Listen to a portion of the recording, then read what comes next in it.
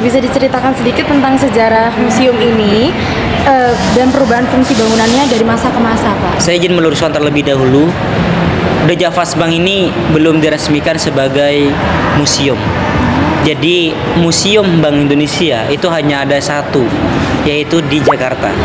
Kalau di sini, ini statusnya masih cagar budaya, teman.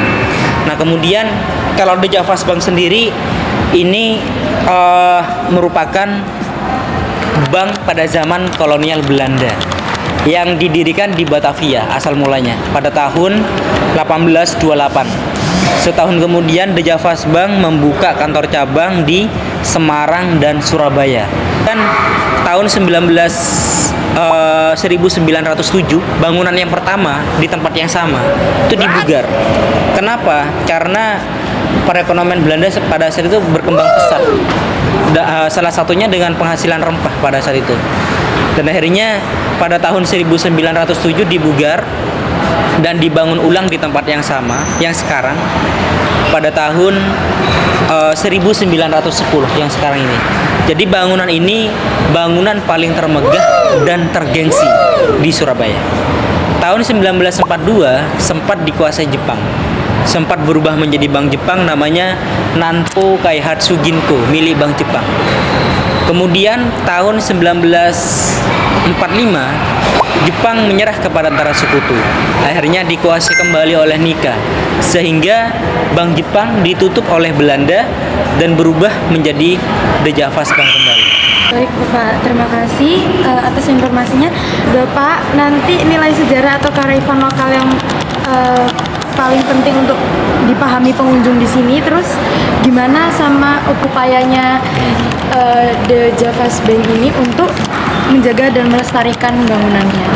Oke, kalau dari pihak pengelola sendiri kita tetap terus menggaungkan terkait nilai-nilai sejarah justrunya terkait The Javas Bank Surabaya ini, karena The Javas Bank Surabaya ini merupakan sejarah perbankan yang ada di Jawa Timur mungkin ya, yaitu The Javas Bank ini gitu ya. Jadi The Javas Bank ini karena kan merupakan bank pada zaman kolonial di masa penjajahan, dan teman-teman mungkin wajib tahu terkait sejarahnya gitu ya. Mungkin kalau saya sendiri kalau di sini ya, kalau dari visitor yang berdatangan berkunjung ke sini, tidak hanya kita menceritakan terkait sejarahnya, tetapi visitor yang sifatnya kolektif, kita itu dapat materi tambahan dari Bank Indonesia. Contoh salah satunya juga mungkin ada ke Bank Sentralan, jadi mengenal terkait tugas pokok dan fungsi Bank Indonesia itu seperti apa. Mungkin terus ada kris gitu yang lagi marak sekarang itu ya, transaksi non tunai. Kemudian juga ada cinta bangga paham rupiah. Jadi teman-teman mungkin yang berkunjung ke sini itu mungkin belum banyak tahu terkait cara merawat uang dengan baik itu seperti apa gitu ya, cara menghargai uang rupiah itu seperti apa. Kemudian juga yang keempat terkait pengembangan UMKM. Jadi nanti dari situ kita dilanjut tur The Javas Banknya. Jadi semuanya dapat tugas pokok dan fungsi B itu dapat.